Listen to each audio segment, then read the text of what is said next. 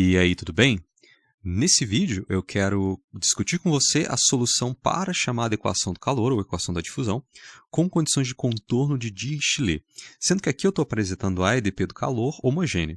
Você vai ver que nessa primeira equação aqui aparece a derivada parcial da função u, que é a função que a gente está tentando determinar com relação a t, e um múltiplo, né, da derivada segunda com relação a x, a coordenada espacial.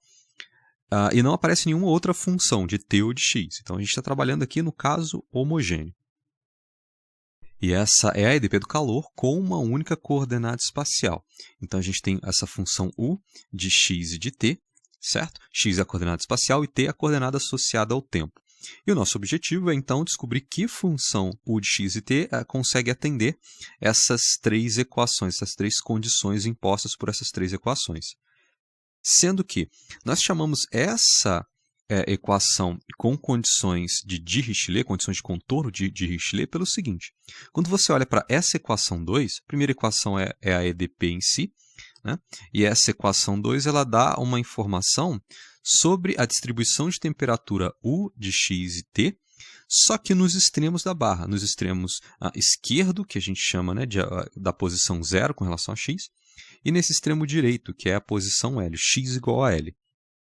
E o que essa equação 2 está informando é o seguinte, que em x igual a 0, a temperatura é sempre fixa e igual a 0. E a mesma coisa vale lá para o outro extremo dessa barra.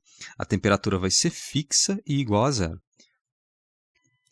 E, nesse caso, como a gente está considerando o problema da equação do calor em 1D, em uma dimensão, a gente está pensando numa linha com relação à coordenada espacial, né? Então, a gente tem uma única coordenada espacial e o contorno dessa linha, na verdade, o contorno vão ser os extremos. Nós conhecemos as condições nos extremos dessa barra e sabemos que a temperatura ali está fixa em 0.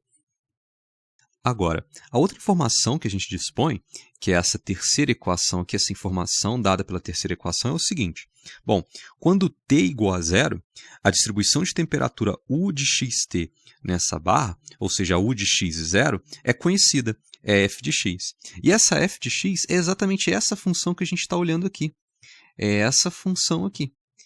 Essa função é a que diz, no instante inicial, ok? Qual a temperatura em cada ponto da barra, ou seja, a distribuição de temperatura ao longo da barra. E, portanto, a gente vai dizer que essa é uma condição inicial, né? Quando a gente começa a fazer a análise do fenômeno, essa é a temperatura em cada ponto.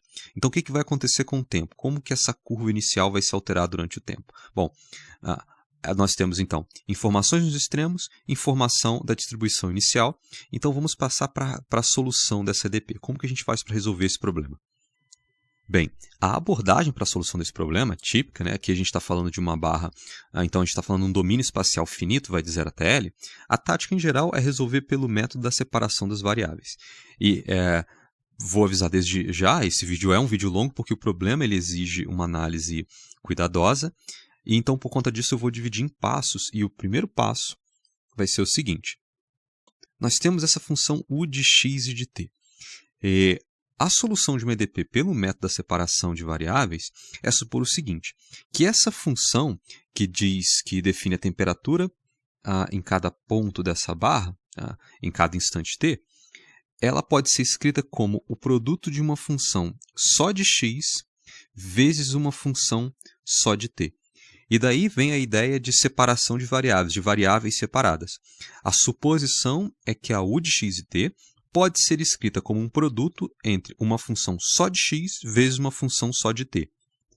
E para você ter uma ideia do que seria isso, só para relembrar, bom, se você tivesse u de x e t igual a x ao quadrado cosseno de t, bom, aqui você tem uma função só de x e aqui você tem uma função só de t. Você pode escrever essa u de x e t como um produto em que você tem uma função só de x, que é x ao quadrado, e depois uma função só de t, que é cosseno de t.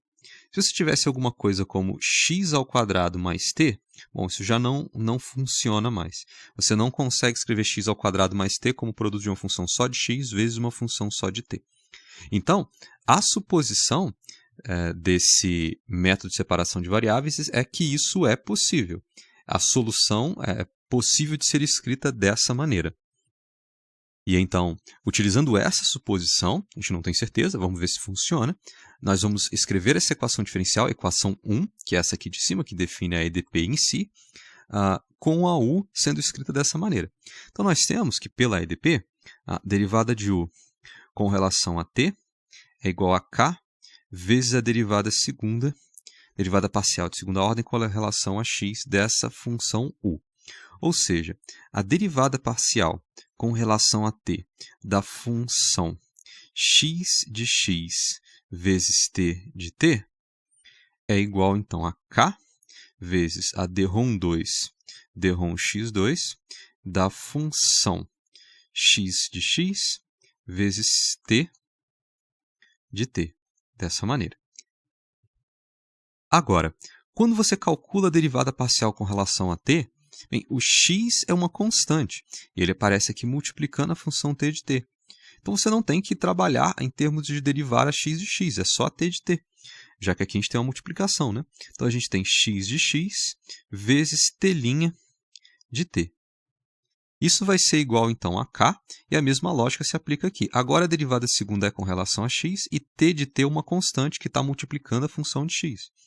Então, você só tem que derivar duas vezes essa função x. Então, você vai ter x duas linhas de x vezes t de t. Agora, vale um paralelo. Será que a função x de x vezes t de t igual a zero, ou seja, a solução trivial u igual a zero, ela é uma solução desse problema?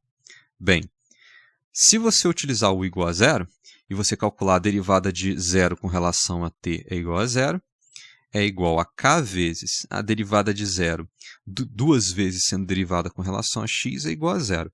Então, a solução trivial funciona para a EDP em si, sem contar as condições. Bom, a outra condição que a gente tem pela equação 2 é dizer que a temperatura nos extremos é igual a zero. Bom, então, vai funcionar também, porque se a U é constante igual a zero, em particular, ela é zero num extremo e é zero no outro extremo. Porém, quando você tenta resolver essa terceira condição, essa condição imposta pela equação 3, bom, U de x e zero, se for verdade que x de x vezes t de t é igual a zero, ou seja, que a U, essa função U de x e t é sempre igual a zero, então a U de x e zero, que é igual a f de x, então é igual a zero. Ou seja, a solução trivial U igual a zero só funciona se a distribuição de temperatura inicial também for nula. E se você tiver qualquer outra curva aqui, qualquer curva que seja, que a temperatura não seja uma constante, ou seja, se você não tiver essa reta dizendo que toda a barra está a 0 grau, acontece que essa solução constante já não vai servir. Então, essa solução U igual a zero não serve se a distribuição inicial de temperatura não for simplesmente toda a barra está a 0 graus. Se não for isso, então essa solução trivial não serve. No entanto, se você parar para pensar, os extremos da barra fixos a 0 grau, né? Os extremos da barra fixos a 0 grau, e além disso, você ter toda a barra a 0 grau, você não vai ter nada acontecendo com essa barra, né? Os extremos estão fixos a 0 grau, toda a barra está a 0 grau, ela continua a 0 grau. Ou seja, a solução trivial só é legal quando o problema é bem chato e não tem nada acontecendo. Então, para qualquer outra f de x que não seja igual a zero, a solução trivial não serve, ok? Se a f de x for zero, então zero é a solução trivial, ela resolve esse EDP.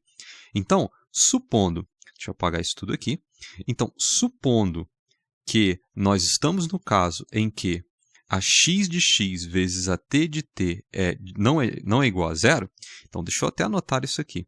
Então, a u de x e t, que é igual a x de x vezes a t de t, diferente de zero. Não estamos trabalhando com a solução trivial. Supondo, então, que essa f de x não é f de x igual a zero. E se nós não estamos trabalhando com a solução trivial, então eu posso fazer o seguinte, eu posso dividir os dois lados por x de x vezes t de t. E é isso que eu vou fazer, vou dividir ambos os lados dessa igualdade, dessa maneira, por x de x vezes t de t. E então não é difícil de enxergar que aqui eu vou poder cortar essa função x de x com a x de x, e do lado direito t de t com t de t. Então a gente termina com o seguinte, t' de t. Eu vou fazer o seguinte, vou passar a escalar para o outro lado, porque a gente costuma resolver a função em x primeiro. Então, t' de t sobre t de t, sobre t de t, é igual, aqui eu vou ter 1 sobre k, não é isso? É igual, então, a x duas linhas de x sobre x de x. Ok, só que essa igualdade, ela implica em coisas muito interessantes. Bom, na esquerda, você tem uma função só de t. K é uma constante, então você tem uma função só de t, que é t', derivada de t sobre t. E do lado direito, você tem uma função x duas linhas de x sobre x de x, então um quociente entre funções de x. Ou seja, o lado direito é uma função só de x. Como que é possível que uma função que é só de t, uma função só de t, ser igual a uma função só de x? Essas duas variáveis são independentes. Então, como que uma função só de t, a t' sobre t, não é só t, nem só a t'. A função à esquerda é t' sobre t, com esse 1 sobre k multiplicando. Como que essa função t' sobre t pode ser igual a uma função x duas linhas sobre x? Isso só pode acontecer se elas forem constantes. E aqui eu vou chamar de sigma. Uma função só de t só pode ser igual a uma função só de x se essas funções forem constantes. E então, essa suposição, ela acaba implicando em duas igualdades importantes. A gente vai poder escrever, então, o seguinte, que 1 sobre k, t' de t sobre t, sobre essa função t de t, é igual a sigma, e que x duas linhas de x sobre x de x é igual a sigma. E, basicamente, nós temos duas EDOs. Nós temos uma EDO em x e nós temos uma EDO em t. Ou seja, o método da separação de variáveis cumpriu o seu propósito. Quebrou essa EDP em duas EDOs, que podem, então, ser escritas da seguinte maneira. T' de t menos k sigma t de t é igual a zero. E x duas linhas de x menos sigma x de x é igual a zero. Então, essas são as duas EDOs que a gente precisa trabalhar. E então, pela equação, nós temos duas condições de contorno, a u de 0 e t e a u de L e t são iguais a zero. E a condição inicial que nós temos é que a função para qualquer ponto x, no instante t igual a zero, é igual a função de x. E então, eu vou aqui então para o passo 2, e o passo 2 é o maior dos passos, que é o seguinte. Eu vou começar por essa EDO em x. Então, a EDO em x ela diz o seguinte, que é x duas linhas de x menos a sigma vezes x de x é igual a zero. Então, a gente tem três casos que mudam bastante a cara da solução dessa equação diferencial de segunda ordem. Ela é linear, ela é de segunda ordem, ela é homogênea e tem coeficientes constantes. Então, ela não é uma EDO difícil de se resolver, né? Só que, para diferentes valores desse sigma, a solução dessa EDO vai ser diferente. Então, sigma positivo, sigma negativo, sigma igual a zero. Então, a gente tem respostas diferentes para valores diferentes de sigma. E eu vou começar aqui pelo caso mais fácil. Então, eu vou começar pelo caso sigma ', 0. O que acontece se o sigma for igual a zero? Bom, se o sigma for igual a zero, a gente tem que essa EDO se torna x', né? X duas linhas de x é igual a zero. Tá, mas essa EDO é fácil, na verdade é só uma diferenciação em x. Se a derivada segunda de x é zero, isso significa então que, se eu integrar, então a x de x vai ser uma constante, que eu vou chamar de C1. Bom, x' igual a C1, só eu integrar de novo. Então, eu vou ter que a x de x é igual a C1x mais C2. Ok, então, a suposição de que sigma é igual a zero me leva a ter que concluir que a parte da função u de x e t, que é só uma função de x, precisa ser uma reta. Só que agora a gente vai fazer o seguinte, vamos voltar lá em cima, na EDP, e olhar para essa equação 2 aqui. A equação 2 diz que a u, essa solução de distribuição de temperatura, para qualquer instante de tempo no extremo esquerdo e no extremo direito dessa barra, é sempre igual a zero. Então, a temperatura nesses extremos é igual a zero. Então, o que isso significa para essa função de x que a gente acabou de encontrar? Bem, quando a gente pensa na condição u de 0 e t é igual a zero, e se a gente está supondo que a u é uma função de x vezes uma função de t, ela pode ser escrita dessa maneira, significa que x de 0 vezes t de t é igual a zero. E quando a gente escreve que a u de L e t é sempre igual a zero, isso significa que a x de L vezes a t de t é sempre igual a zero. Agora, veja bem, o produto de duas funções é igual a zero. Se x de 0 vezes t de t é igual a zero, isso só pode acontecer de duas maneiras. Se a x de 0 for igual a zero, ou se a t de t for igual a zero. E a pergunta é, qual das duas você escolhe para ser zero? A x de 0 vai ser zero ou é a t de t que vai ser zero? Poderia ser as duas ao mesmo tempo, né? Mas apenas uma delas já é suficiente. E então, quais seriam as consequências? Bem, eu vou te falar. As consequências são as seguintes. Se você escolhe que t de t é igual a zero, significa que você está dizendo que a u de x e de t, que é escrita como uma função só de x vezes uma função só de t, você escolheu dizer que essa t de t é igual a zero. Então, x de x vezes zero, isso vai ser sempre zero. Mas aí você está dizendo que a u de x e de t é igual a zero, solução trivial, né? E nós vimos que essa solução trivial só serve para quando a distribuição de temperatura f de x, a distribuição inicial de temperatura, é nula. E nós estamos aqui, então, procurando soluções não triviais, certo? Então, escolher a t de t como zero não é uma coisa inteligente. Então, nós vamos escolher, então, só pode acontecer, então, já que nós estamos procurando soluções não triviais, então é a x de zero que precisa ser zero. Então, nós encontramos essa igualdade, ela nos obriga a concluir que a x de 0 é igual a zero. E a mesma coisa vai acontecer aqui. Se x de L vezes t de t é igual a zero, a gente já sabe que a t de t não pode ser nula, porque senão você recai na solução trivial. Então, a x de L vai precisar ser zero. Então, eu vou anotar essas duas coisas aqui. Nós precisamos trabalhar, então, com x de 0 precisa ser zero e x de L precisa ser zero.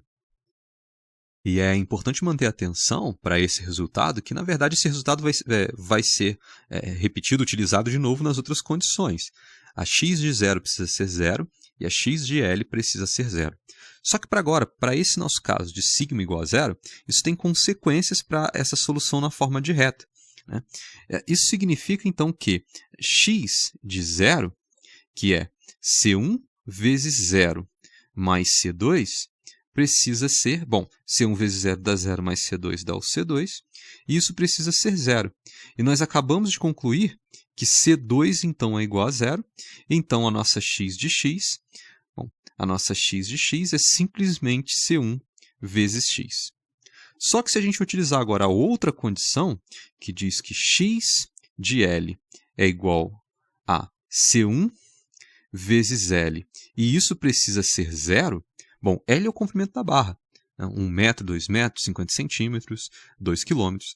Enfim, L ele é o comprimento da barra. Não faz sentido L ser zero, porque se ele for zero não tem barra nenhuma, não tem problema de equação do calor nenhum. Então, a única conclusão disso é que o C1 precisa ser zero. Só que se o C1 for igual a zero, a conclusão é a seguinte. Conclusão. A x de x é igual a zero. Ou seja, essa função x de x é a função nula. Porém, se x de x for zero, a u de x e t, que é x de x vezes t de t, se esse cara aqui for zero, a gente recai então na solução trivial. Só que, como foi dito, essa solução trivial ela não serve para resolver o nosso problema. E como supor que sigma igual a zero nos leva à conclusão que a função x de x precisa ser uma reta, e supor que a x de x ser uma reta implica nessa função x de x ter que ser nula, então sigma igual a zero não serve. Então, sigma igual a zero não serve, e então nós vamos ter que pensar em outros valores possíveis para essa constante sigma. Pois sigma igual a zero nos levou à solução trivial, a u de x e t igual a zero. Então, vamos pensar em outra possibilidade. Será que essa sigma, essa constante sigma, pode ser positiva? Faz sentido sigma ser positiva? Bem, se sigma é positiva, eu posso escrever sigma como se fosse um valor lambda ao quadrado, com lambda real. Isso significa que a EDO ela se torna x duas linhas de x, e eu vou completar aqui só por questão de escrever essa EDO para exibir bem a equação característica dela. Mais 0 vezes x' de x, menos, aí é sigma vezes x, então vai ser lambda ao quadrado vezes x de x é igual a zero. E quando a gente tem uma EDO dessa de segunda ordem, linear, homogênea, com coeficientes constantes, a gente escreve, por exemplo, y duas linhas, mais a vezes y' mais by igual a zero. Ela tem uma equação característica que seria r ao quadrado mais a vezes r mais b igual a zero. Você tenta resolver para o valor de r, né? Que a gente recai numa equação de segundo grau. Você tem um discriminante, que é a ao quadrado menos 4 vezes o coeficiente do r, que é 1, vezes esse valor sozinho, que é o b. Né? Então, o delta se torna ao quadrado menos 4b, dessa maneira.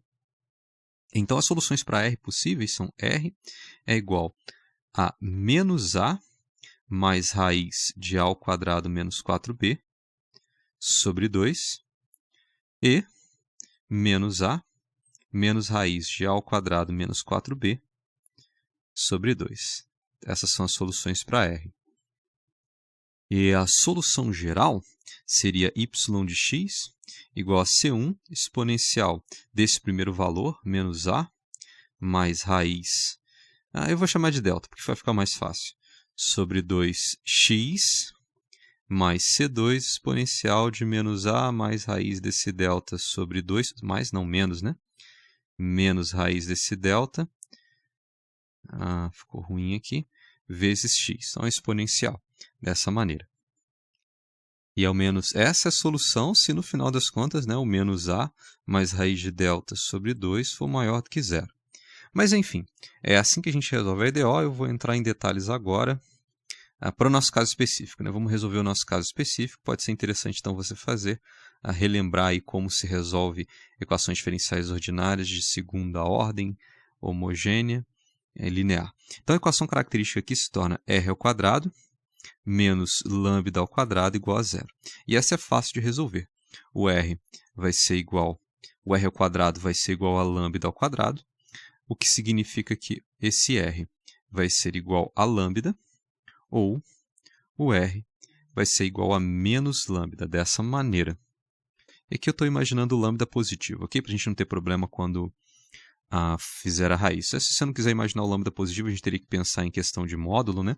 Mas desnecessário, vamos imaginar lambda maior que zero.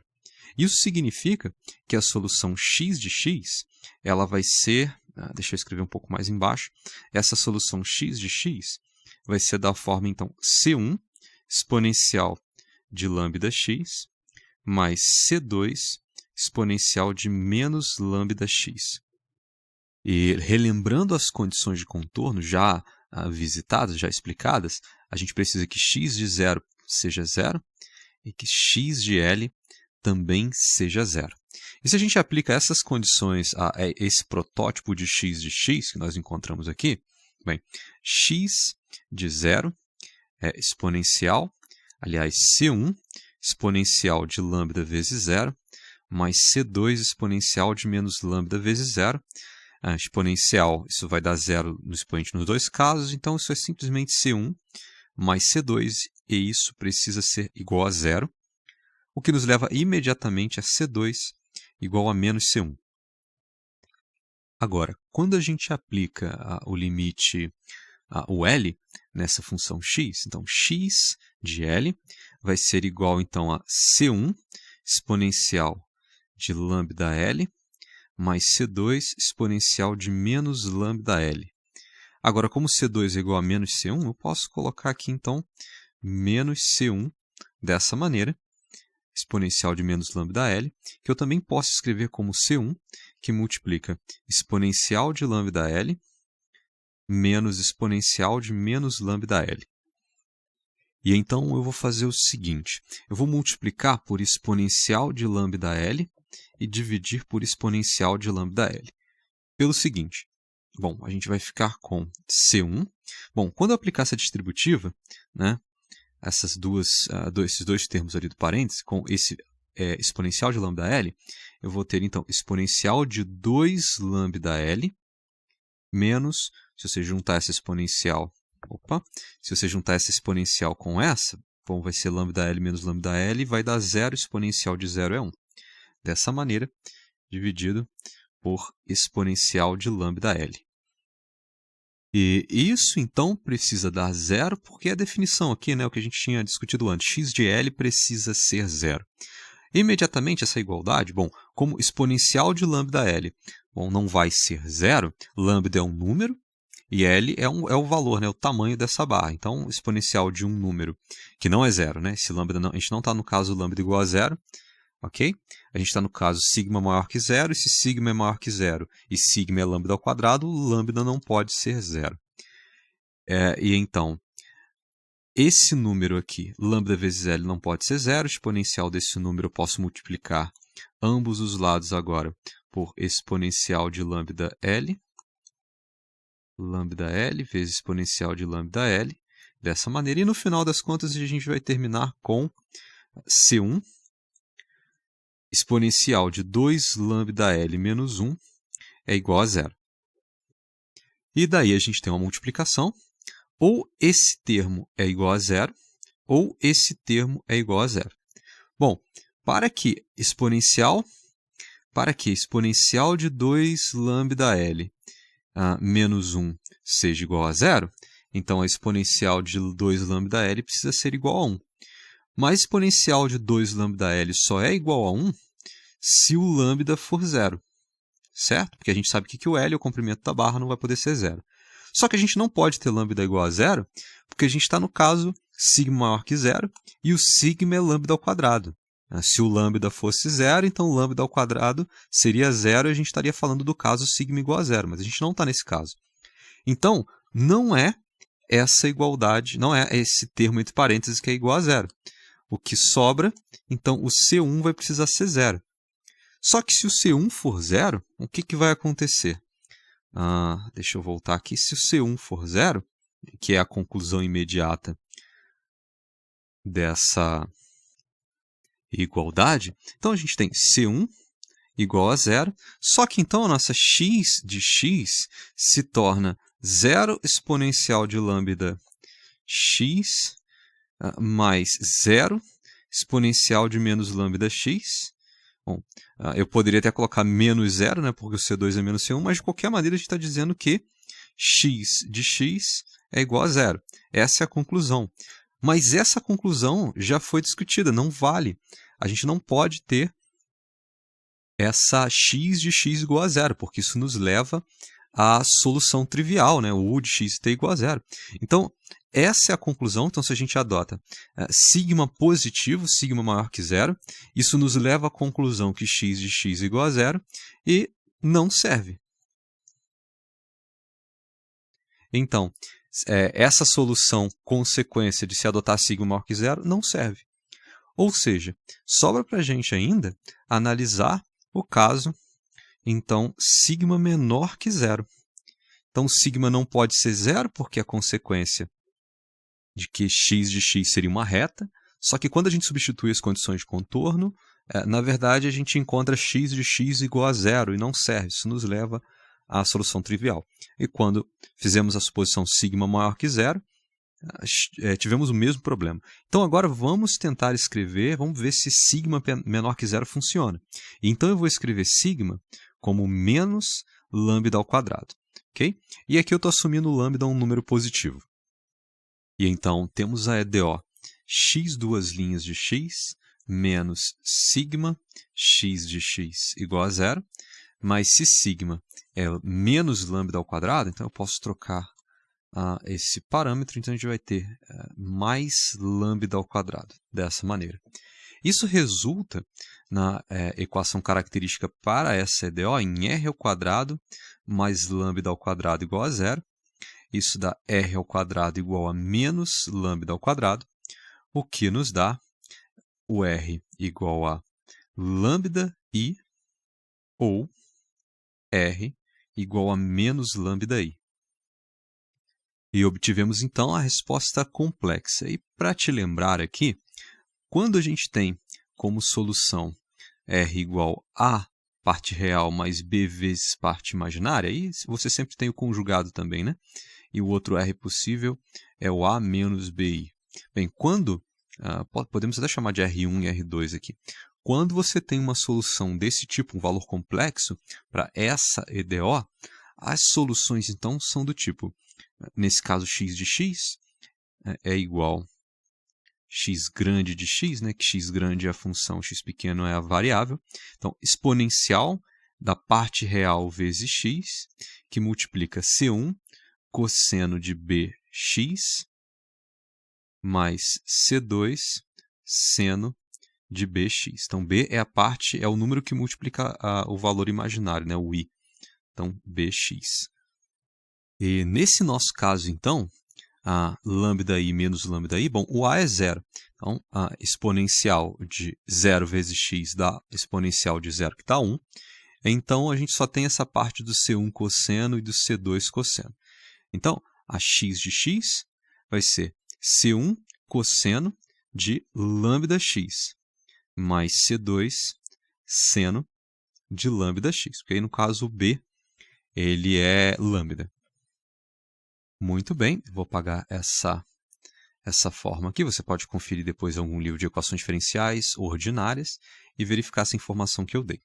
Mas temos também que utilizar as condições de contorno, não é isso? Em que x de 0 é igual a 0 e x de L é igual a 0. E aplicando, então, essas condições, bem, x de 0, no nosso caso, é C1 cosseno de lambda vezes 0, mais C2 seno de lambda vezes 0. Bom, lambda vezes 0 dá 0, e cosseno de 0 é 1. Lambda vezes 0 dá 0 aqui também, e seno de 0 é 0. Então, nós temos C1, e esse C2 acabou sumindo, né, porque seno de 0 dá 0, e isso precisa ser igual a 0, porque x de 0 tem que ser 0. Isso nos leva à conclusão de que C1 é igual a 0. Ou seja, perdemos essa parte aqui da resposta, e até agora, bom, eliminamos a primeira parte, por enquanto x de x tem que ter apenas essa segunda parte aqui. Agora, utilizando a outra condição de contorno, a gente tem que x de L, que vai ser igual... Bom, essa primeira parte já está eliminada, não tem que preocupar com a parte do cosseno. Já descobrimos que o C1 é 0. Então, vai ter que ser C2 seno de lambda vezes L. E isso precisa ser 0. Então, aqui vai acontecer algo diferente do que aconteceu nos dois outros casos anteriores para o sigma, né? Para o sigma igual a 0 e para o sigma maior do que 0. Nesse caso, sigma menor que 0, a gente tem essa igualdade, que o C1 seno de lambda L é igual a 0. E essa diferença ocorre pelo seguinte. Bom, aqui a gente tem uma multiplicação, uma constante vezes o seno. E para essa multiplicação dar 0, ou a gente tem o C1 igual a 0, mas o C1 igual a 0 leva x de x igual a 0, e como já foi discutido várias vezes, não interessa x de x igual a 0, ou, essa não interessa, ou seno de lambda L igual a zero. Só que é possível encontrar lambda de forma que seno de lambda L seja igual a zero. Bem, se o lambda fosse zero, seno de 0 vezes L dá seno de 0 que dá zero, só que a gente não pode assumir lambda igual a zero, porque nós estamos no caso sigma igual a menos lambda ao quadrado, e o sigma tem que ser menor que zero. E se o lambda fosse zero, né, então a gente teria um problema, né? Se o lambda fosse zero, o sigma seria zero. Nós não estamos, já analisamos o caso sigma igual a zero. Tá? Mas, se o lambda for... Bom, vamos pensar quanto que o seno ele dá zero. Bom, se esse valor aqui interno for π, seno de π é zero. Tá, mas se for 2π também, seno de 2π é zero. Se for 3π, 4π, e qualquer número vezes π, desde que esse número seja um número natural, funciona. Ou seja, se lambda L for igual a algum múltiplo de π, isso funciona. Lambda L for 1π, 2π, 3π, 4π, 10π, 30π. Em todos esses casos, se você tentar calcular o seno desses ângulos, o seno vai dar zero. O L é o comprimento da barra, a gente já conhece. Ou seja, o lambda, se ele valer nπ sobre L, funciona. O seno de lambda L com lambda valendo nπ sobre L funciona. Então, a conclusão, deixa eu anotar essa conclusão aqui, só para ficar organizado. Então, lambda L é igual a nπ. Logo, o lambda é igual a nπ sobre L. E o sigma, que é menos lambda ao quadrado, então é menos n ao quadrado π ao quadrado sobre L ao quadrado. E então, diferentemente dos outros casos, dos casos sigma igual a zero e do caso sigma maior que zero, agora a gente consegue uma solução que não faz com que se obtenha o de x igual a zero, que é o caso trivial, e que, obviamente, não nos interessa a não ser para quando f de x é igual a zero. E então, obtivemos, enfim, uma x de x que funciona. Então, x de x vai ser, então, eu vou colocar simplesmente c, ao invés de C1 e C2, né? Vou botar simplesmente c vezes seno de, bom, era seno de lambda x e o lambda nπ sobre L. Então, seno de nπx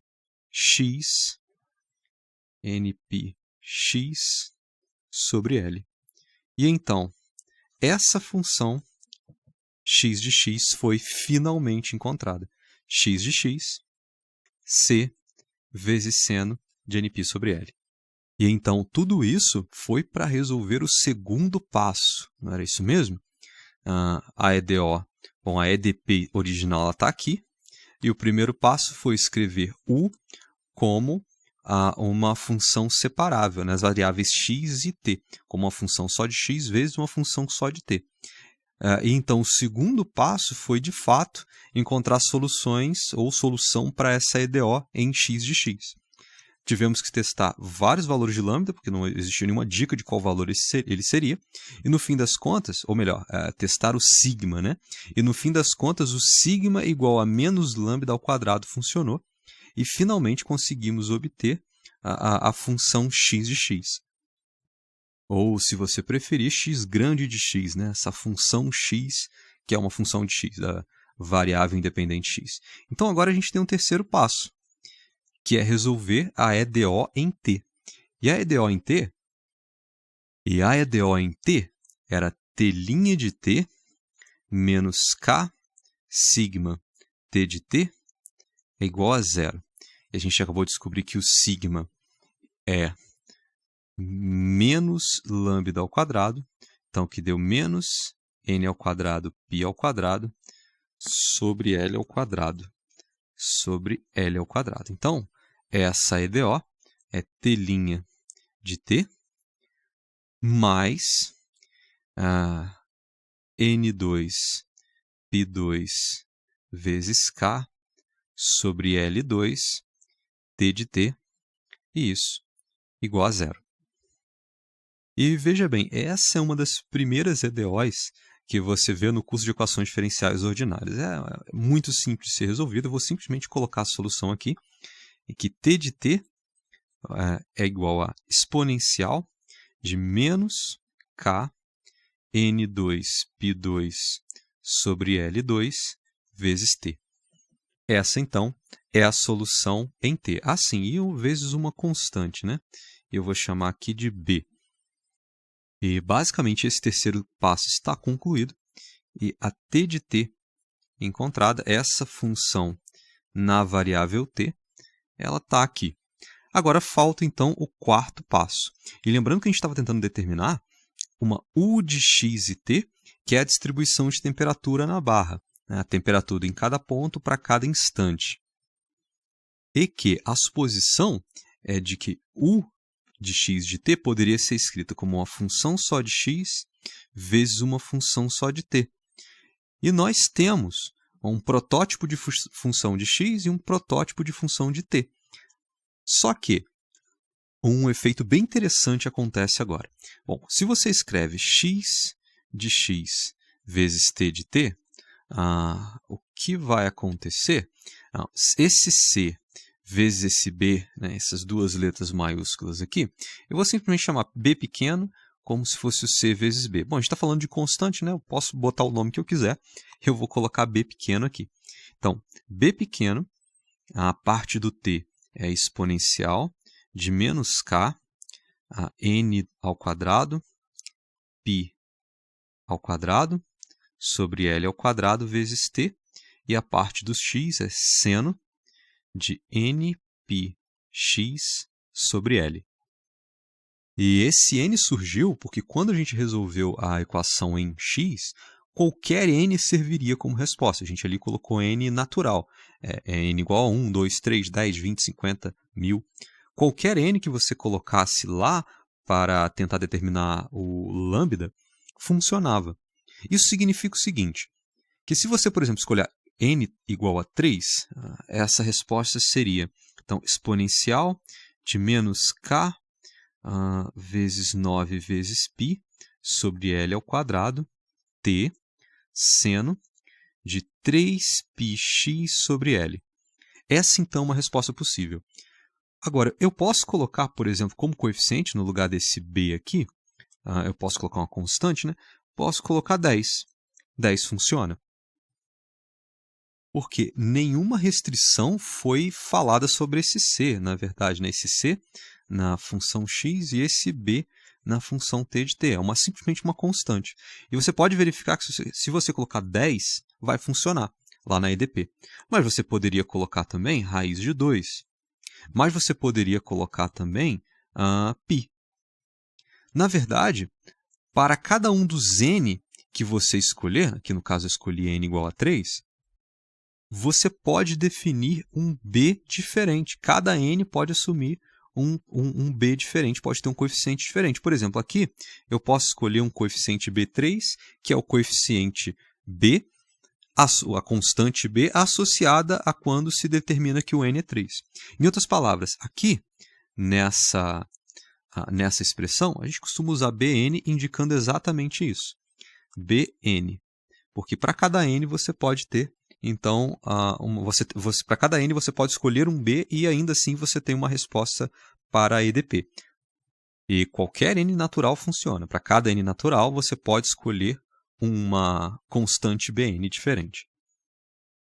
E por causa disso, por causa dessa característica, relembrando que é uma característica da EDP porque é uma EDP linear, né? Costuma-se escrever aqui nessa solução U, na verdade, um UN. Né? E escrever essa solução, que ainda não é a solução final, deixa eu apagar um pouco de coisa aqui, escrever essa solução final, então, como Bn exponencial de menos kn ao quadrado π ao quadrado sobre L ao quadrado t, seno de nπx sobre L, dessa maneira. No entanto, uma outra coisa interessante é que, se você, por exemplo, escolher B1 exponencial de menos k π ao quadrado sobre Lt, seno de πx sobre L, ou seja, eu escolhi aqui o n igual a 1, não foi? E fizer o seguinte, essa solução aqui, Então, B1 com essa exponencial com seno, mais B2 exponencial de menos k vezes 4π ao quadrado sobre L, seno de 2πx sobre L. Ou seja, nesse caso eu escolhi o n igual a 2. As duas são solução da EDP, e essa EDP é linear. Então, a soma dessas duas soluções também é uma solução para a EDP. O que acontece é o seguinte, se você combinar diferentes valores de n, ou melhor, infinitos valores de n, para qualquer valor de n, n natural, você escolher B1 e B2 e B3, enfim, e Bn, um Bn qualquer, a expressão que você vai obter vai sempre ser uma solução para a EDP, e a soma de todas elas também é uma solução para a EDP. E é por isso que eu indiquei essa distribuição U como UN, para que a gente pudesse, na verdade, dar uma solução, uma resposta verdadeiramente completa. De que, agora o passo 5, essa U de x e t, ela é igual a Bn exponencial de menos k n2π2 sobre L2 seno de nπx sobre L. Qualquer n serve, e a soma de escolher valores diferentes para n, a soma dessas expressões também é uma solução. E então a gente usa a propriedade da linearidade para escrever que o somatório de n igual a 1 até infinito também é solução dessa EDP. Então, a solução geral assume essa forma. Essa é a forma da solução geral da EDP do calor. Ao menos essa EDP que a gente estudou, né? Com condições de Dirichlet, lá naquelas condições de contorno. Agora, lembra que eu disse que você pode colocar qualquer valor para Bn, que você resolve a EDP, o t é igual a k vezes o xx, com u de 0 e t é igual a u de L e t, que é igual a 0?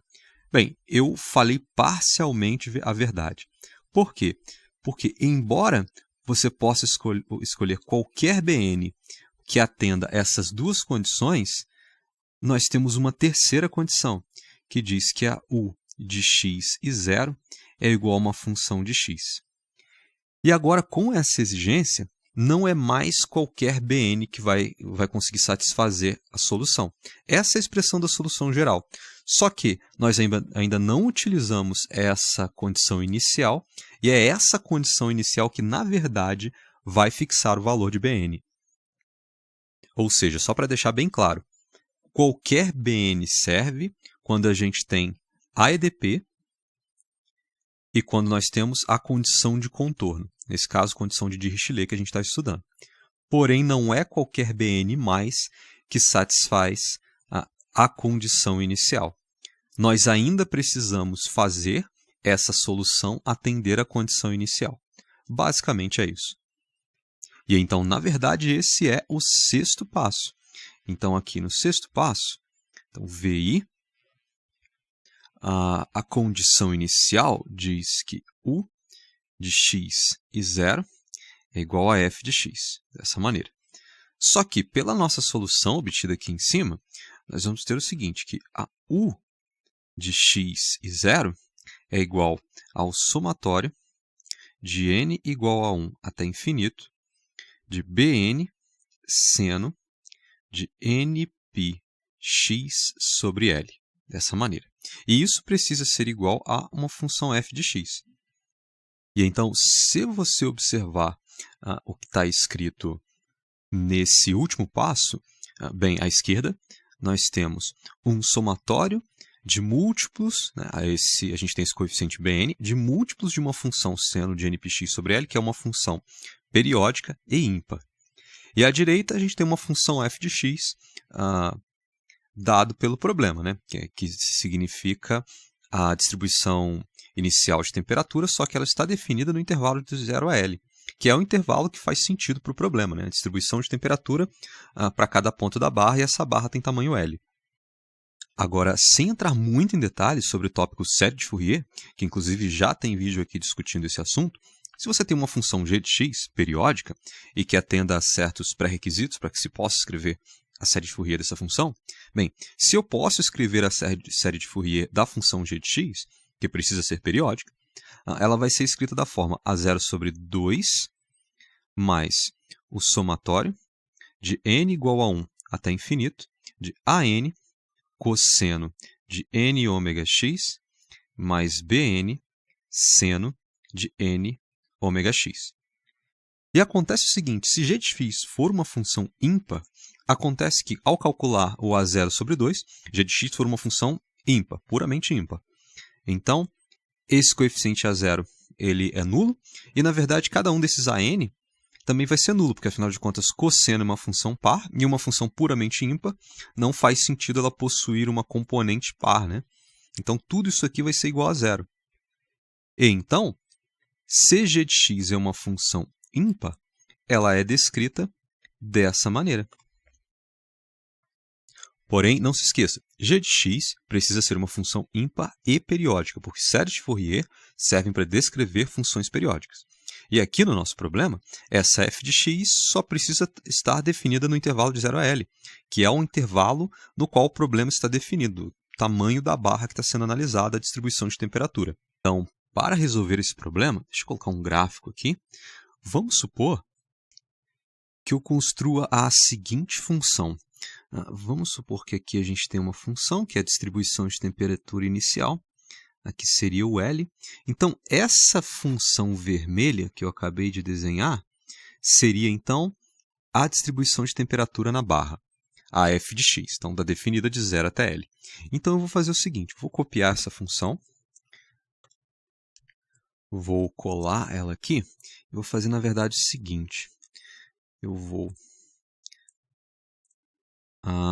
inverter verticalmente e inverter horizontalmente, porque aí dessa maneira, na verdade, o que eu criei aqui vai ser essa função espelhada ali para a parte negativa desse eixo vertical. De forma que, se você pegar aqui, por exemplo, em L sobre 2 e checar o valor da função, vamos supor que seja A, se você vier em menos L sobre 2 e checar o valor dessa função, vai ser menos A. Na verdade, o que eu fiz aqui foi o seguinte.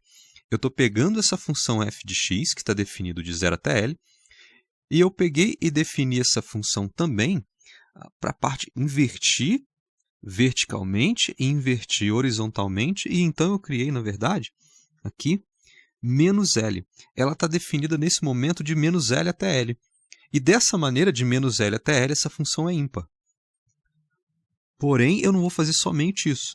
Eu vou pegar essa função, deixa eu ver se eu consigo copiar e colar ela sem problemas, e vou estender essa função, na verdade, para cá, mais ou menos assim.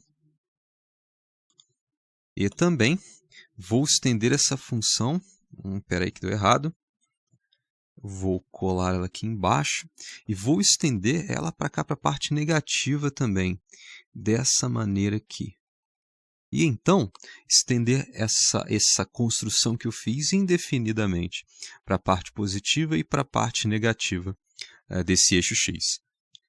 E então, isso que eu fiz é chamado construir a extensão periódica ímpar da função f de x. Aqui eu vou apagar, que eu não preciso mais. E então, dessa maneira, eu criei essa fi de x, que é uma função periódica, certo? E definida nesse intervalo de menos L até L. Ela é uma função periódica, eu vou pegar esse retângulo aqui e repetir esse retângulo indefinidamente para valores negativos e positivos. Então, de forma que eu criei essa repetição desse padrão. Então, fi, por isso eu chamei aqui de fi, é a extensão periódica ímpar da função f de x, de 0 até L, ela é igual a f de x, certo? E de menos L a 0, ela é essa função f de x invertida, né? De forma que, se você verificar aqui, por exemplo, um determinado A, se você verificar a f de A, e se você for calcular, então, o valor dessa função em menos A, e você tiver a f de menos A, você vai ter o seguinte, que a f de menos A é igual a menos f de A. Ou seja, de fato, de 0 a L, fi é igual à própria f, mas eu criei essa extensão, então, que a gente chama então, de extensão periódica ímpar da função f de x. Eu vou anotar aqui em cima só para lembrar. Então, a f de menos A é igual a menos f de A. Vai ficar anotado isso aqui. Mas, então, por que fazer isso? Bom, pelo seguinte, eu sei que eu poderia pegar essa parte aqui, a Bn seno de npx sobre L, e dizer o seguinte, bom, o somatório de n igual a 1 até infinito de Bn seno de npx sobre L é igual a essa fi de x. E assim, como a fi ela é uma função periódica, então tudo bem. Eu posso dizer que esse Bn ele é o coeficiente do seno de npx sobre L e associar esse somatório à esquerda a uma série de Fourier. Antes, eu não poderia. Eu não posso dizer que nessa igualdade aqui, esse Bn são os coeficientes Bn da série de Fourier, porque f de x não é periódica, certo? Ela é só a distribuição de temperatura da barra de 0 até L, no comprimento da barra. Porém, isso, escrito dessa maneira, agora sim eu posso dizer que o Bn é o Bn associado à série de Fourier, porque a fi de x, a extensão periódica ímpar de f, é uma função periódica. Atende aos requisitos para que você consiga escrever a série de Fourier. E daí, nesse caso, agora sim, eu vou poder dizer que Bn ele é igual a 1 sobre L, é o Bn da série de Fourier, a integral de menos L a L, de fi de x, seno de npx sobre L, visto que, dx, que a fi ela é uma função periódica, certo? E o núcleo dela aqui, esse núcleo ele existe no intervalo de menos L a L. Estamos na definição do cálculo da série de Fourier. Agora, o que eu vou fazer aqui vai ser o seguinte. Eu vou quebrar essa integral em duas e escrever como integral de menos L até 0, de f ímpar de x, seno de npx sobre L dx, mais a integral, então eu fui de menos L a 0, agora eu vou de 0 a L, f ímpar de x, seno de npx sobre L dx. E aqui não tem nada de extraordinário, eu só quebrei essa integral em duas. Nada que as propriedades da integral não garanta que seja válido, né? Ou seja, essa igualdade aqui ela é válida. Eu posso quebrar a integral em duas. E então, bom, eu preciso continuar as contas, né? Eu vou fazer o seguinte. Bom, essa primeira parte não muda, então é 1 sobre L, abre parênteses, integral de 0, a integral de 0 a L, vou colocá-la primeiro, de 0 a L, de f ímpar de x, seno de npx sobre L dx, mais, e agora eu vou colocar a segunda parte. Bom, acontece o seguinte, a integral de menos L a 0, com essa ordem do integrando de menos L a L, de menos L a 0, eu também posso escrever como negativo de 0 a menos L. Se eu trocar o intervalo, fi de x, seno de npx sobre L dx, propriedade da integral. Se eu inverter o intervalo, eu troco o sinal da integral. Então, veja bem, eu coloquei essa integral primeiro, ela está aqui, e depois coloquei essa integral, só que eu troquei o intervalo de integração. Em vez de ir de menos L a 0, eu estou indo de 0 a menos L, então eu tive que trocar o sinal dessa integral. Foi isso que eu fiz. E então, para essa integral aqui, né, vamos olhar para essa integral aqui um pouco. Eu vou fazer o seguinte, eu vou fazer uma mudança de variáveis. Eu vou chamar k de menos x. E então, dk é menos dx, ou seja, menos dk é igual a dx. Além disso, se x pertence ao intervalo que vai de 0 até menos L, que é o intervalo dessa integral aqui, se eu troco o x por menos x, então menos x vai pertencer ao intervalo menos 0, que é 0 mesmo, e menos menos L, que é L. Ok? Então, o menos x é o k. E se k é menos x, então menos k é x. E essa integral aqui, eu vou escrever como a integral, então, de f, onde tem x eu troco por menos k, seno de onde tem x eu tenho que trocar por menos k, então menos npk v sobre L, e dx, bom, dx eu preciso trocar por menos dk, então vezes menos dk, certo? Bom, esse menos aqui do dk, na verdade, eu vou passar para cá, para fora da integral, então esse menos veio para cá. E aqui, na verdade, aqui é fi, né? Não é a f, é a fi, f ímpar. Só que, se a f é uma função ímpar, então a f ímpar de menos k é a menos f ímpar de k, certo? E eu posso, então, pegar esse menos aqui e fazer o seguinte, escrever como f de k e colocar mais um menos aqui nessa integral. Ok. Agora, seno é uma função ímpar.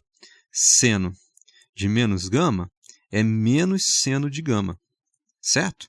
Então, eu posso pegar esse menos aqui, tirar ele daqui e colocar ele para fora da integral. E o intervalo que era de 0 a menos L vai ser integral de 0 até L. E agora, menos com menos com menos, tá? Isso aqui dá um único menos aqui. E f ímpar de k sendo de npk dk, eu posso tirar isso aqui e colocar x mesmo, usar x como variável, né, de integração. Ou seja, essa integral aqui, sem esse menos, essa integral aqui, sem esse menos, pode ser escrita dessa maneira com um menos. Essa é a conclusão da mudança de variáveis. Então, deixa eu apagar isso tudo aqui. Então, eu posso escrever como 1 sobre L, a integral de 0 a L, de fi de x, seno de npx sobre L dx, menos, com outro menos, então vai virar mais, então aqui vai ser mais, a integral de 0 a L, de fi de x seno de npx sobre L dx. Bom, agora eu posso apagar essa integral aqui embaixo. Agora veja bem, integral de 0 a L, integral de 0 a L. Integrando fi de x seno de npx sobre L. Integrando fi de x seno de npx sobre L. Ou seja, a gente está falando da mesma integral sobre essa função ímpar, né, fi. Ou seja, isso vai ser 1 sobre L vezes 2 vezes a integral de 0 a L. E aí eu posso colocar, na verdade, como 2 sobre L, né? 2 sobre L, dessa maneira. 2 sobre L, a integral de fi de x, seno de npx sobre L dx, que é igual. E o último passo. Bem, acontece que, 2 sobre L, a integral de 0 até L da fi de x seno de npx sobre L dx, espera aí, mas de 0 até L, nesse intervalo aqui, de 0 até L, a fi é igual à própria f. No intervalo de 0 até L, então, se x pertence ao intervalo de 0 até L, a f ímpar, que é a extensão periódica ímpar da função f, é exatamente igual a f. Ou seja, eu posso substituir nesse cálculo de integral, nesse último passo, ao invés de usar a fi de 0 até L, eu posso simplesmente usar a própria f de x, porque de 0 até L, a f de x é igual a fi. E com a grande diferença, f de x é de fato a função que define o problema, que define a distribuição inicial de temperatura na barra. E então, fim, nós conseguimos resolver esse problema. Então, vamos voltar lá em cima. A EDP, que a gente estava resolvendo, né, a equação do calor ou da difusão, bom, pelo menos dado dessa maneira, ok? Nós temos para esse problema, essa EDP do calor, dada dessa maneira, com condições de Dirichlet, aqui, ó, demonstrados aqui nessa segunda equação, nós conseguimos, então, por fim, resolver o problema. Depois desse monte de conta que foi feito, desse monte de raciocínio, nós descobrimos que, então, se você tiver o problema, o T é igual a K vezes o XX, com U de 0 e T é igual a U de L e T, que é igual a 0. Então, ambos os extremos da barra estão mantidos a 0 grau, com a função U de x e 0, a distribuição de temperatura inicial da barra sendo f de x.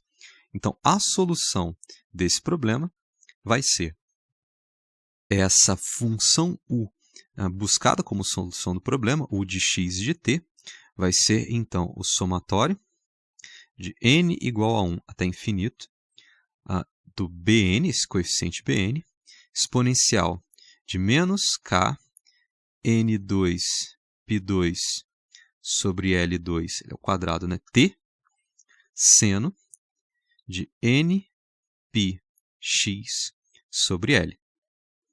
Tá, e quem é o Bn? Bom, o Bn ele é dado, então, por 2 sobre L, a integral de 0 a L de f de x, seno de nπx sobre L dx. E então, pronto, resolvemos a EDP do calor. Ao menos essa EDP, né, com condições de Dirichlet. E então, depois de todo esse raciocínio, obtivemos a resposta. É um vídeo longo, né, porque nós precisamos explorar cada uma das possibilidades quando a gente quebra a U de x de t como uma função só de x e uma função só de t. Na verdade, talvez esse seja o maior trabalho, porque você testa coisas que não funcionam. E essas coisas não funcionam até que você chega a uma delas que finalmente funciona, que é a suposição do sigma igual a menos lambda ao quadrado, como sendo um número negativo. Mas, basicamente, quando a gente tem um problema de separação de variáveis e não tem muitas pistas, é o que você tem que fazer. Você precisa testar as EDOs construídas pelo método e ver qual delas poderia fazer sentido com o seu problema. E então, eu espero que você tenha entendido o que foi discutido aqui. Te desejo bons estudos e é isso aí.